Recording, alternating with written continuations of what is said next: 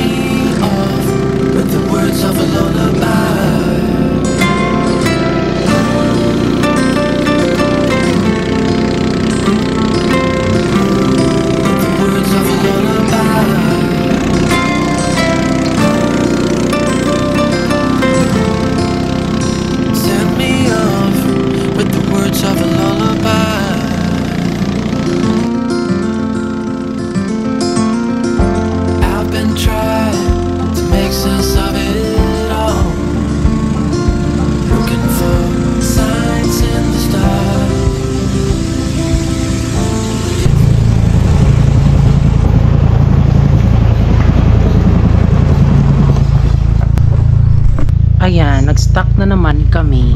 Yung mga water lily talaga is nandito pa rin talaga. Diyos ko dahil naman, kahapon andito to, tapos ngayon andito pa naman. Dagan to, dagan din. Anong mutuwad dito? Si Dagan.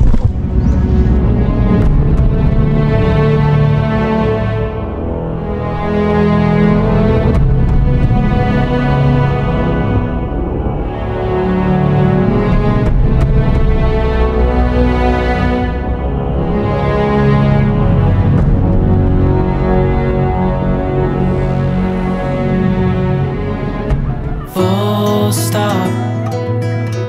Can't believe I live in your thoughts. I think about you all the time, morning, evening, and midnight. Such a wonderful delight. Forgo, give up everything that I own. Baby Francis. Yes, baby! Hi mga ka-love! Ako po pala si Ulysses, ang bahay ti At pero diliiga. Ako ni Francis, ang gwapo pero di uso. And we are the Family Love Team. At kung bago ka pa lang sa aming channel, don't forget to subscribe. So ngayon po ay andito na po nga kami sa aming fish pond. Yes! At ayun, di ba po, meron pong nag-sponsor sa atin po ng mga similyang bangus, ay similyang tilapia. Tapos ayun, binili natin agad para syempre makapagsimula tayo dito sa ating fish pond.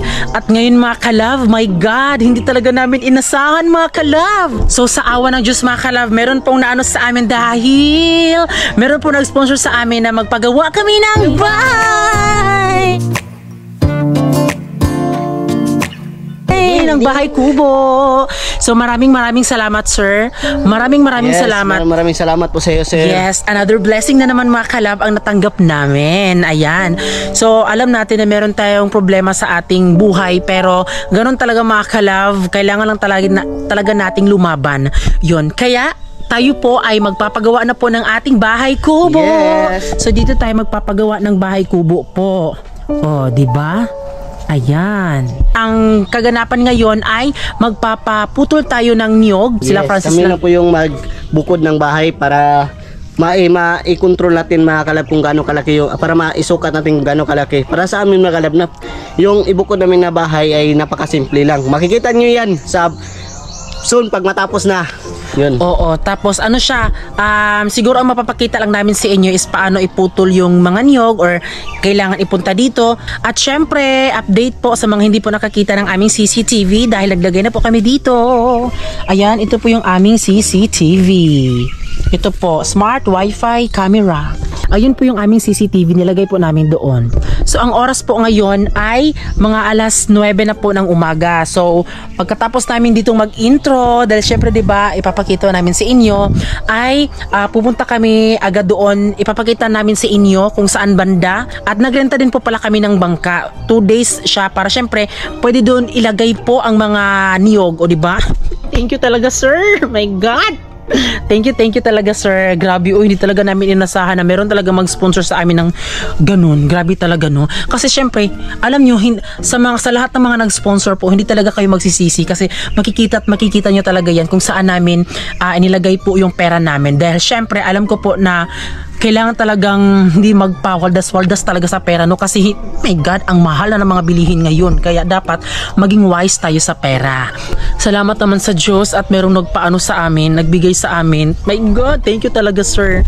So, dito kami magpabukod ng bahay. Actually, yung gawin po namin na bahay po is 2-story po. So, ganun lang yung kanyang atake. Simple house lang po yung ipano namin na bahay kubo. Kasi, di ba, ano lang naman, bahay kubo lang naman, di ba? Kaya, para basta't meron lang matutulugan. Di ba? Play. Papasok na po kami dito sa fish pond. So, mamaya po is susunod lang din po si Care. So ayan mga ka-love, andito na tayo sa area po kung saan po tayo magpapaputol po ng niyog. At ayan, excited kami para makagawa po ng bahay. At syempre po, yung mag-ano sa amin, ito po sila. Kasi pangalan to, iya? Luloy, si Kuya Luloy ang magpuputol po ng mga niyog. Ayan, di ba? Yes, sila po yung magpuputol naman niyog para makagawa tayo makabukod tayo ng bahay.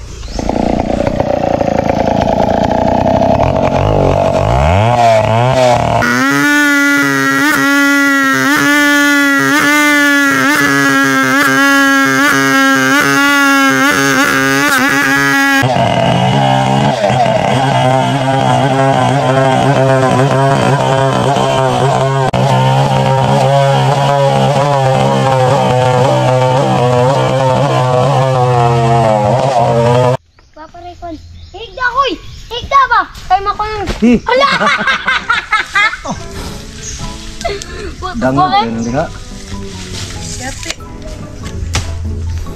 Sige siya kay. May pesiwala ni kay. Tunga gamay lo, pugni ng galon. O kuan kanang pitik pugni. Katunga gamay kanang agi na.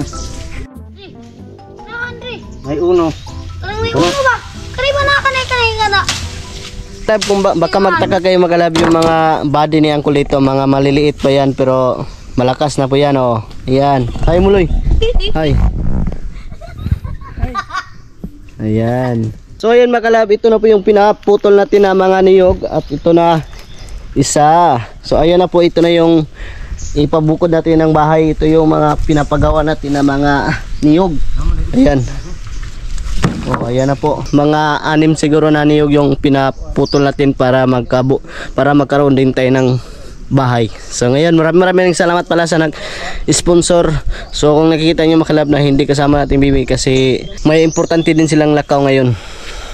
Ayan na mga kalab, hinahakot na ni Kiro mga kalab yung mga, yan po ay gagawin natin panghaligi. 4-4, 12 kataas, 12 ni kon. Hindi po na ikabulpit niya nga nagkarakon. Pako na ito ba? Tumbahan na ito ba? Hindi mo lagi hagbong. Ikikuan. Hugo. Larap ko, nagkaraka.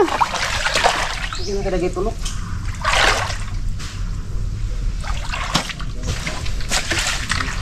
Sobrang bigat. Kasi yung mga niyog dito is matatanda na, ayan, sakto din siyang gawa ng bahay. 12 ka haba makalab yung haligi natin na ginagamit. Hi Loy. Hi. Oh, tignan nyo, mga bata dito sa amin talaga napaka sanay na talaga sila sa mga gawain ganyan. Mabigat yan pero easy lang yan nila dinala. Yan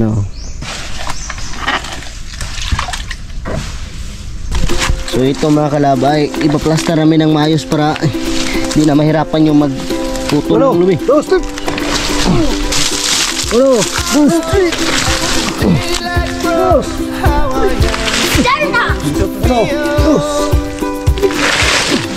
To make the same mistakes, to be part of something real.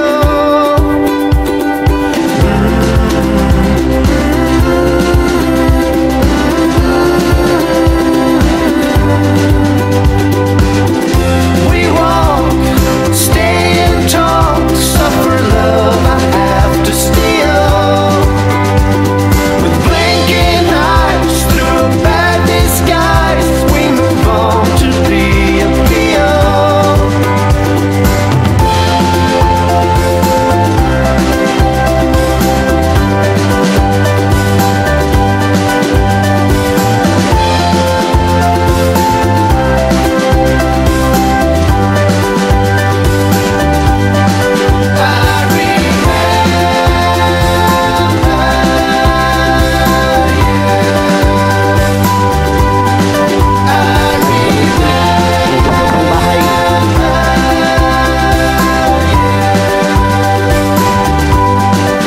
And the times are changing fast.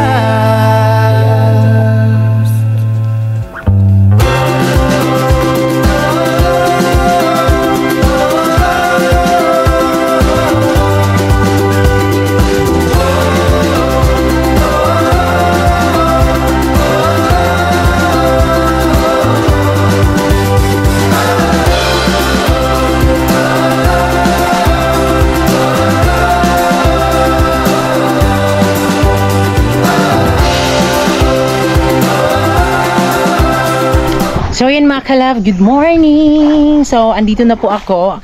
Kahapon po, nga diba nakita nyo po, napatrabaho po sila Francis. So ako po, meron akong ginawa na importante. Kaya yun, si Francis muna yung nag-vlog, pasensya na. Pero ngayon po ay ipapakita ko pa din po yung 2 days po na pagpapaano po ng mga niyog, paggabas. Comment below mga kalab kung ano, basta pagputol po. At kasama ko po si Giselle. Ay, makalab.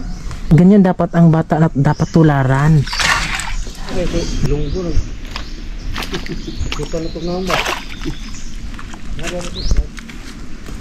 So ayan mga kalab, ito po yung ang sukat po ito, G's po, kahaba. So dadali natin doon. So pinaano na po namin lahat. Pinaputol na po namin lahat.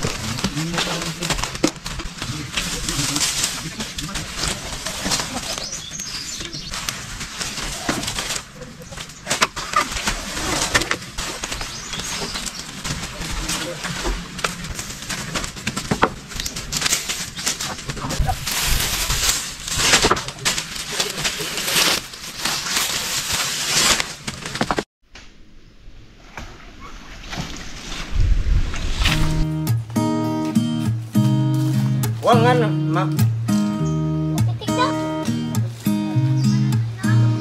a new day that will come again tomorrow. There's a new day to wash away the pain. There's a new day to take away your sorrow and the old ways get washed out by the rain.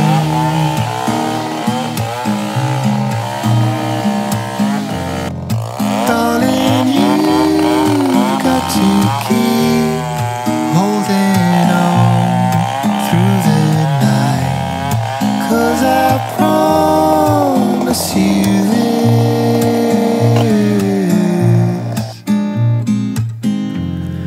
if you try to get some sleep, if you give up the fight, if only just for a bit, there's a new day to leave behind your troubles. There's a new day and it will set you free. There's a new day to get you through your struggles. I will always think of you and me.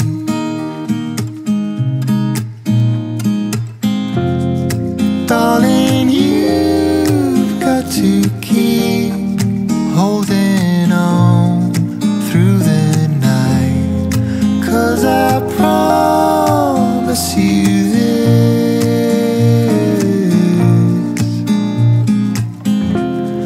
if you try to get some sleep, if you give up the fight, if only just for a bit, there's a new day. It is waiting for us. There's a new day waiting round the bend. There's a new day and it will restore us.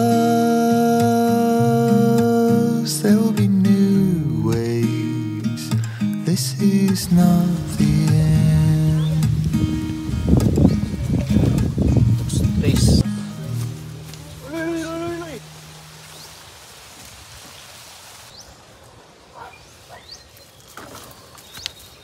Apa-apa. 8 ka taas. Ang oras po ngayon ay 3 p.m. or 2 p.m. po, ganon. So sa ngayon po ay this is the second day, so hindi pa din siya natapos. Sila kuya po is babalik po bukas kasi uulan na naman mga kalab, di makapag-focus dahil yun nga. Pero ngayon po ay ayan, dito po namin ilalagay yung aming bahay po. Ayan. At ngayon ay paano mo ba kung ano yung mga ano? Yung mga kahoy na napaghabas natin ay bibilangin natin kung ilan. 2, 4, 8, 15. Anong size niyan, B? 2, 3. Ito 2, 3. So magkano dapat lahat? So 15. So 5 na lang ang kulang. Ah, 5 na ako lang. Tapos ito naman yung 2 por 2. 2, 4, 6, 8, 10, 12.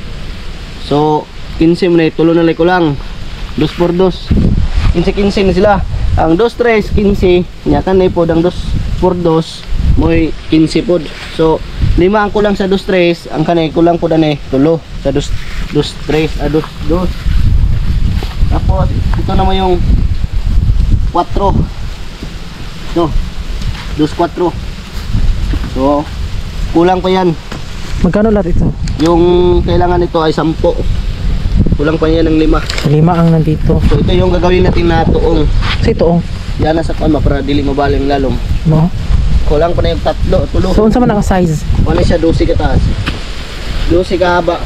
Bali 6 ito lahat. Alin po yung kailangan So natin. 3 pa ang meron, kulang lang 3.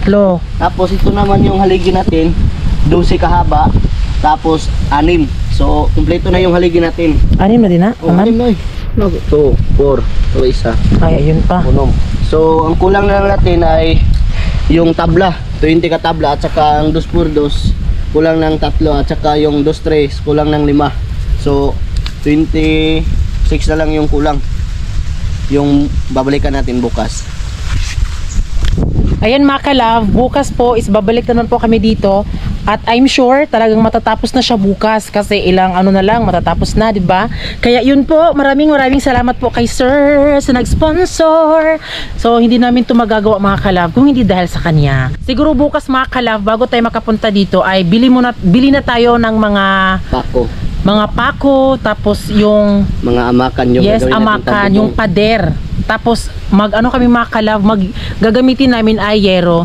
Actually dapat naman talaga ano yun, yung anong tawag dito? Nipa. Pero dito sa bandang dito mga ka-love ay sobrang ano po, kahit tirik yung araw, sobrang lamig po dito dahil sa hangin po. Kaya yung gamitin namin ay yung mga yero po para syempre maano po natin para mga mas ka-love. matibay. Oo, kasi simbako na mabot ng mga bagyo, di ba? Naka-prepare na. Kaya excited ko mga ka-love, mabuo na nga mo ang balay. So siguro bukas mga ka-love, yun, isa vlog na to, preparation, nagpaano ng mga niyog, bili ng mga dapat bilhin. Then syempre sa next vlog, doon na tayo mag-vlog na ano no, para syempre taas-taas din. Uy, di ba? Kaya abangan nyo po bukas. So ayan, uuwi na po kami at ang bangkang ito ay isa sa uli namin. Nirentahan lang po ito, maghenta kami ng iba. Nga naman ba maghenta tag iba? Oo, kasi masyado lang siyang malaki. Tapos kaunti lang. Ayan. Si Care po is andun po siya la Mama Bibi. So doon kami lalabas po sa may kabilang entrance po doon nila Mama Bibi. Ayan po. Ito po mga ka-love ay ang fish pond po nila Mama Bibi noon. Sa bandang dito. So ito yung daanan natin mga ka-love. O, tignan nyo po.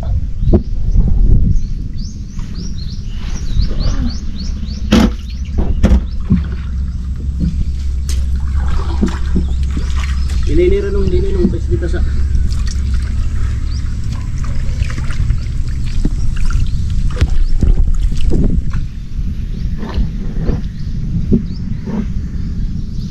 So ito po ay papalabas na po.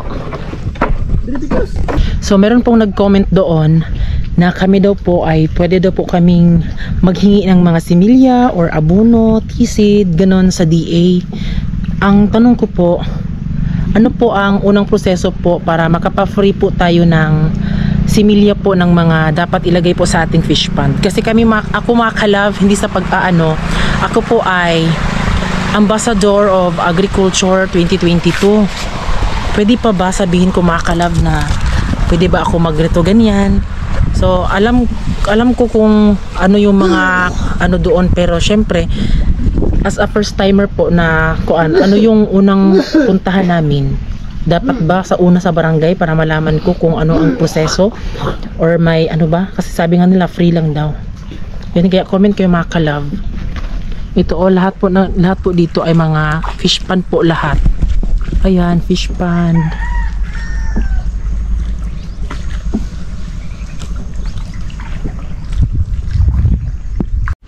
Yan na, sige. ito, bebig sa ibi. Bak.